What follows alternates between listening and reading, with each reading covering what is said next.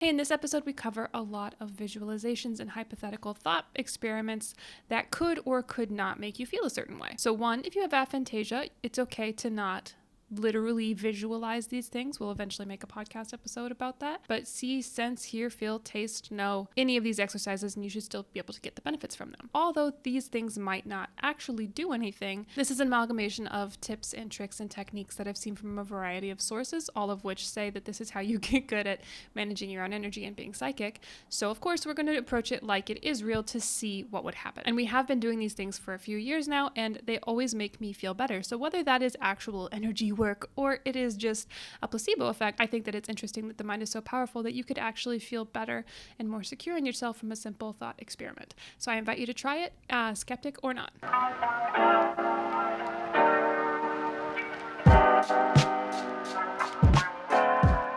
Hello, I'm Crystal Joy. I'm David Razio. And this is I'm Psychic, I guess. This is a show where we're trying to become psychics from nothing. Yep, some of us are trying harder than others. David, you're busy and sick. It's been a week. It's been a week. So, Crystal, how do we do that? We follow the tips and tricks that we find on the internet to become psychics. And when we're not doing that, we're talking about what we've learned so far about general spiritual stuff, because it all seems to weirdly come together like a weird spiritual jigsaw puzzle. Web puzzle. Ideally, this will be like, this week we did this and we learned this. But we've been doing this, or trying to do this, before the podcast for like 2 years. So we have some things that we've learned that are very vital to understanding what we are currently learning, so that's what we're going over. And until we get there, we're playing catch-up. Yes. And as always, we are learning things on the fly and figuring things out on the fly. And so we are excited to share the journey with you, but that is inevitable that we're going to fuck it up sometimes. And we really need you to say that that's okay. Please. Our hearts are in places where we are receptive if something is not okay, problematic, or misinformed or whatever. Let us know. We want to know. We want to fix it and figure this out together. That is the whole point of this whole thing. It's recording our journey forward. We're also approaching this whole thing with a skeptical lens. You know, we're doing this grounded. We're doing this thoughtful. We're not just hibbledy-jibbly woo-wooing up into the sky. I am. I'm hibbledy-dibbledy all the way to the moon, baby. So, this week, we're continuing our conversation from last week. Which was about energy. And I think we've gotten this comment that I've really wanted to answer for a while now, which is how to go about shielding, cleansing. Well, it wasn't that. It's protections. Can you go through protections? 2 or 3 people have asked us for protections now. Protections. And I will do that for you. Well, but not today.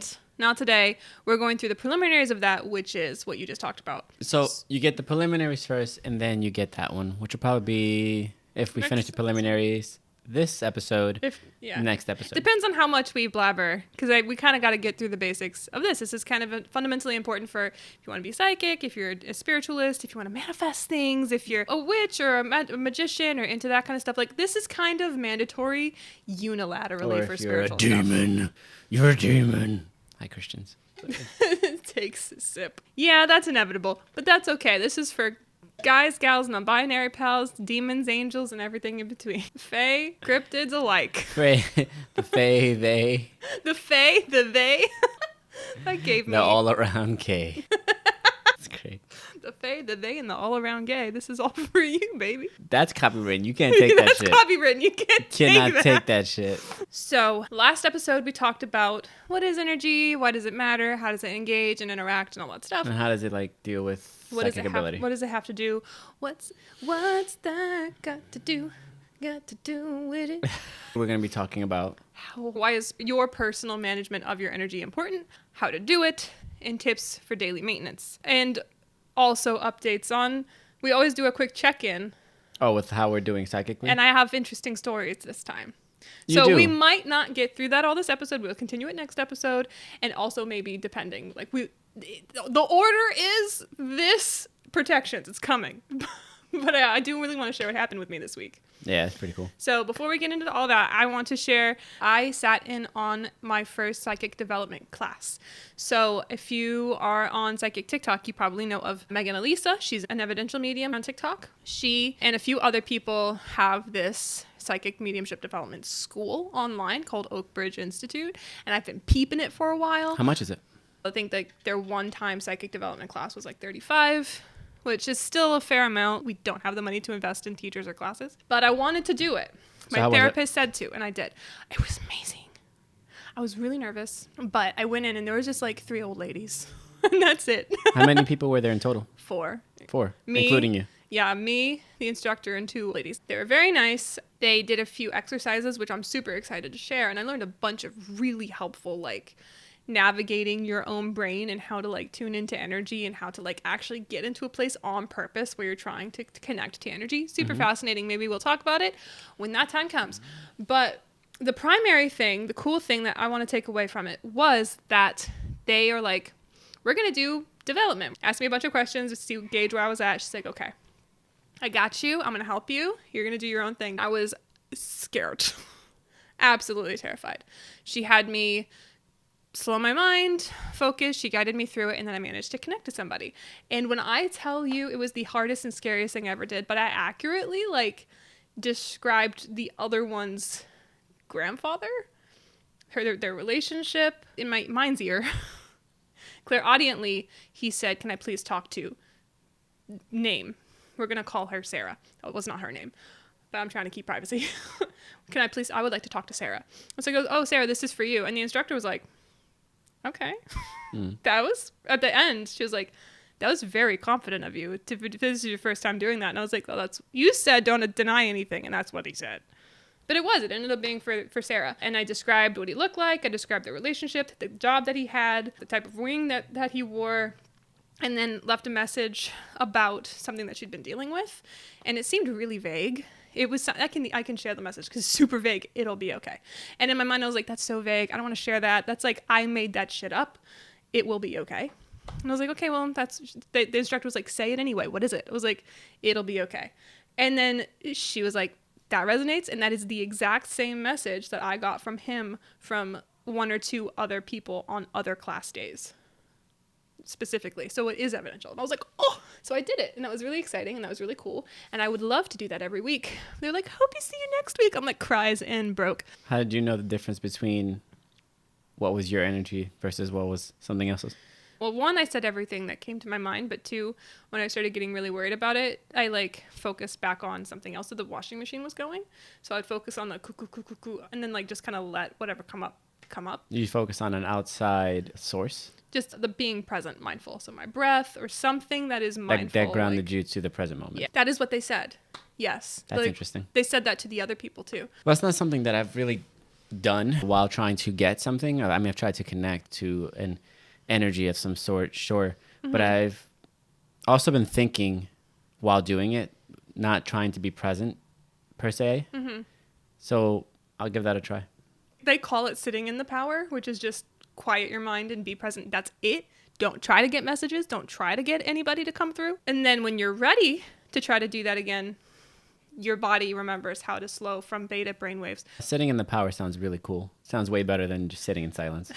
It is just sitting in silence. It gets your brain out of the busy beta down into more of an alpha. Well, I'm just going to sit in this power. And the theta, which is where you receive information.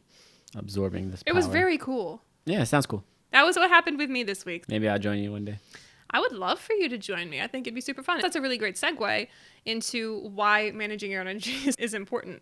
I was able to calm my energy down and clear my mind and get to a place where I was like, okay, I'm receptive. Cannot do that without these basics. Yeah. That was the first thing I did quietly to myself. I did all of these things before she called on me. Okay. Well, first of all, let's talk about why it's important. We kind of mentioned it last time, but like David got really drained from doing that energy ball that one time. Yeah. People can get really drained from doing any kind of work that requires energy. That's mostly because you're pulling your own energy and you need to be able to pull energy from outside of yourself. So managing your own energy will make it easier and more efficient. So controlling yourself, your energy a lot better to use it more efficiently. Yes, I have actually experienced this, so I can say that it's possible. If you do this correctly, you are more energized after a big energy drain. Okay, so you should feel charged. Yes. Isn't this the fundamentals of protection? Yes. These are why protections work in the first place. So let's get into it. How do you do it? For me, it's a lot of visualization. Now, I know people have aphantasia, and that's not necessarily possible, but it is see, sense, hear, feel, taste, know. So David, what do you prefer to do? I know you kind of already know, but What is your preference? I think I like to get excess energy off of me first. I verbally say anyone's energy who's on me that's not my energy must leave my space. Yes. And I picture my space within a liminal space that I have around me. That could be any shape that I'm feeling like doing at the time. Okay. How about you? I personally have grown into really liking those dandelion puffs after they've flowered. Like I am a puffball. And then like all of like the dirty puffs get out of my puffball. And then like new fresh ones grow. So I do say in my mind or out loud, like any energy that's not mine must leave my space now. And I do that and I visualize that. And this is the first thing you do? Yeah. This is just for clearing your energy. Yeah. Oh, that's interesting. I didn't know you did that. So then we ground, which is connecting to the earth's energy and making us more present. Why is grounding to the earth something that we should be doing? Why not something else? Because we live on the earth. I don't know, but that's what I'm going to decide to say. We live on the earth, and the earth is an immaculate source of energy, source itself. It takes energy very well. Yes. And gives solid and renews it to you. Yeah, it'll take your garbage for you and then put it elsewhere into the earth. You can't get rid of energy, so it transmutes it. Yeah. And then gives you fresh energy. Yes. What do you do? I imagine like a cord, like an electric cord coming up from the earth center. And Like a cable? Yeah, like plugging into my feet. I've seen people like imagine roots coming out of the ground and like covering them. So it's almost like it's meeting you rather than you having to go down. That's what I've grown to do. What about you? Oh, me? I think I prefer the roots thing. You know those plugs similar to cameras where they have like a groove and you put the battery into the groove and then it charges that way? Oh, yeah. I picture like the adapter? Yeah, like the adapter. Okay. I picture like little grooves in the earth and then my feet kind of go right into the grooves. Like you fit into like little... Yeah. Like the earth is the adapter and you're the extra plug. I get like energy from it, but because I fit in like a little... That's nice. Yeah, and it charges me up. That's nice. When I'm like emptying stuff down, I tend to think of my body. I always picture it kind of like depleting, like negative. It's always purple, like dark purple, emptying through the feet into the earth. Interesting. And then it comes back up like a golden color. Interesting. Yeah. That's cool. And it fills you up. Actually, do you remember when I was in the Australia acting class thing years ago? Vaguely. Yeah, when we first met, I was taking acting classes. Right. And the guy was really into energy work, which I didn't know at the time. Now I know. He was like, do the truth roll. Did I talk about this on this podcast before? No, because I don't think you even talked to me about it. The truth roll. Maybe you have, but I don't remember it. So like you get like a little ball on the floor, and then like your consciousness goes down and down and down and down and down until you meet the earth, and it's full of gold liquid, and then it follows the path up that you just made for it, and it goes into your feet, and as you feel it going into the gold liquid going into your feet, it fills you up, and then you get very, very big, and this is truth. So it's getting filled with truth. That sounds fun. So that you can do your acting truthfully. That sounds like a good time. It was very nice. So Get small. get small, get big, and then like you extend your truth to the ends of the room.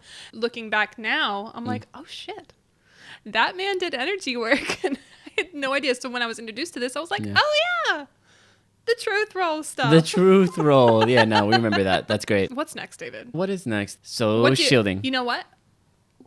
Your turn. What do you know? You teach the class. I mean, I'm not teaching the class. You teach the class. Here's the stick. Thanks. Here's the teacher's hat. First thing is first. What do you do? You shield student. Like that? You like that? I don't know. Yeah. I don't know. No. When it comes to shielding, you want to block off any outside interference, anything from reaching your energy and mingling with your energy. So you picture this kind of shield, if you will. That's why it's called shielding. It could be a bubble. It could be a square. It could be something that's strongest to you. It has to be strongest to you in your mind that can block out anything. And you picture that around you so that nothing can break through and get to your energy. Essentially, that's what shielding is. For me, I picture something like my own energy shield. Kind of like Green Lantern. It's like a will thing. Oh, okay, yeah. So there's no like actual object or anything. No, a lot of people, you can use materials. You can use different. For you, for me, it's just a straight energy. Okay. Maybe that's why it's so difficult for me to maintain. Yeah. But I use a strict energy that's a bubble, and that nothing is allowed to break through that energy bubble to get to me. And then I fill it up with my energy. I've definitely said that before in previous podcasts, but I will fill up my own shield with my own energy so that nothing else gets in. That's recommended. What do you do? I like imagining like from my heart/middle center area. Like it emanates outwards in like a big thick ass metal sheet in the form of a square comes out before me. So I go before me, to my right, behind me, to my left, above and below, and it pushes anything, and it goes like in front of me. What shape is it? It's a square. It creates a cube. I'm in the middle of a cube when it's done, but it's before me, to my right, behind me, to my left, above, and then below.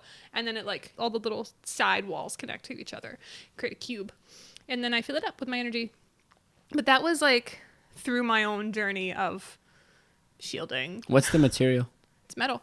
When I started my journey, I was like terrified because deconstructing Christian. I keep saying that. Maybe we'll talk about our deconstructing journeys one of these days. But I was terrified of everything getting started because they teach you to. And so I was like, Jesus and Christ and Jesus and Christ. But there was this old, I think, Irish, Christ be before me, Christ be with me, before me and behind me and beside me. And there's this whole thing. And through time, I've did that so many times that eventually I was just like, before me, to my right, behind me, to my left. And so when I learned about shielding, it was just kind of like a natural additive, like, add a blocking there. And it then formed from Christ before me to, I actually now do I am. So that's a whole, we could do a whole episode on the interesting synchronicities of I am. I like it for my deconstructedness, but it's God's name, quote unquote, I am, but I am all things. To say I am is to say that you are existing and that you are one with all. Anyway, that's a whole episode. Like going into it. We won't. It's just a nice little spark notes. I'll talk about that one day. So that's what I do for shielding. Do you know what's next? No. We have the gathering ambient energy. Gathering ambient energy. Do you remember I told you last week about the calling your energy back to yourself? Right. It's going off of that. Okay. So you mentioned that you would call the energy back from all corners of the earth, above your head, into like this little sphere, and then that sphere would drip the energy of you back into your body. Yeah. Gather ambient energy is a similar situation. You have the same kind of like ball, because that is like an energy center above your head that we discussed. You can do it from around you. I personally read this in, I believe it's 11 or 12 Magical Arts, something by Donald Michael Craig. It's one of the books that I'm reading. One of the early exercises that he says to do is this prep for magical people. What's up? The LBRP is to gather ambient energy from the universe. So like there is no bigger and wider energy than from the universe. So imagine getting really, really, really big, really big. Like your feet are on the earth and they're not coming off the earth, but the earth is like this teeny little pea that your feet are on, and then you are huge. And then that energy center above your head starts pulling in white light energy from like the universe. So that's why it's very similar to calling your energy back. It's the same, essentially it's the same sphere that's above you. Yeah. But you're not calling your energy back, you're just calling whatever energy is around. Yeah. Well, the energy of the universe, yeah. The energy of why is that different than the energy that's around you? Well, it's not, but it is. That's a very good question. So you are everything. Everything is from the same energy source. Like we all came from the same bang of energy 13 point whatever billion years ago. But in our mind, if our mind differentiates my energy in this incarnation, in this ego, versus the ambient of everything, because not everybody's always functioning in I am everything and I am everyone, which we all should. The world would be better that way. But we don't. So you're telling your mind, like, it's not just me and mine and this 3D version's energy, it's everything's energy. Right. They are the same, technically, but the way your mind is filtering information is how you access and interact with energy. Okay. Does that make sense? Sort of. So you're saying that the you and everything is giving you energy. Yeah. That's why I like saying I am, because that insinuates you're I am everything. That's kind of trippy. It is trippy. That's a deep shit episode that we're not there yet. But I could go off about that, but we'll wait. But it is the same energy, but they're also different because of how your brain processes the information. Will I not get as much energy if I did it with just ambient energy that's around me? That's not. You can do it however feels comfortable for you. That's just what works for me. I see. Lastly, we have making a circuit. How do you create this like power battery that keeps you like going? So you're supposed to keep this active the whole time? Well, ideally, if you're doing an energy working, like I'm doing energy work. Yeah. Ideally, you do these things in such a way that you're more energized after. You can do that however that works for you, but to activate the grounding and the ambient gathering at the same time and like processing them through your body a certain way creates this like energy battery juice in your body. It's a lot to try to keep in mind all at the same time. That's why it's like one thing at a time. So you can do it sequentially? Yeah. That's good to know. So it's grounding. Wait, what is it? You know. It's clearing, getting everybody's energy off of you. Grounding, getting the earth's energy into you. Then shielding. And then gathering ambient energy as needed.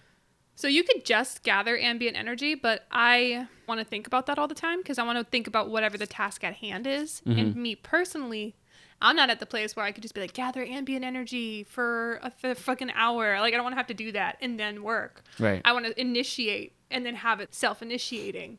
So you can just make that so that it continually does it? And that's what making the circuit means. Got you. Understood. How do you make a circuit? So making a circuit is pretty simple, but the exercise before the LPRP, that's what this is based off of. So I've switched it because ceremonial magic makes me tired. So grounding, you get that however you want. That energy is coming up from below.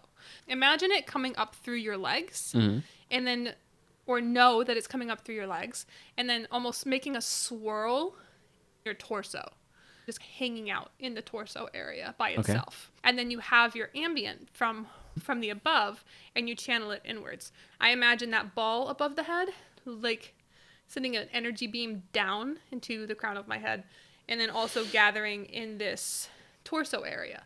So they're almost meeting and creating this cycle, the cyclical and engaging of each other like a battery does. I see. So those two start engaging in the center.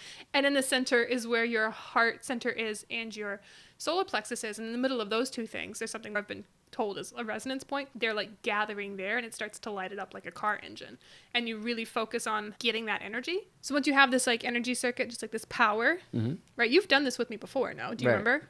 Once you have this power within you in the middle, you bring it out and then you clockwise around your body. Have it from breath in, up, breath out, down to feet, breath in, back up to the head. And you continue doing that until you feel a good thing going.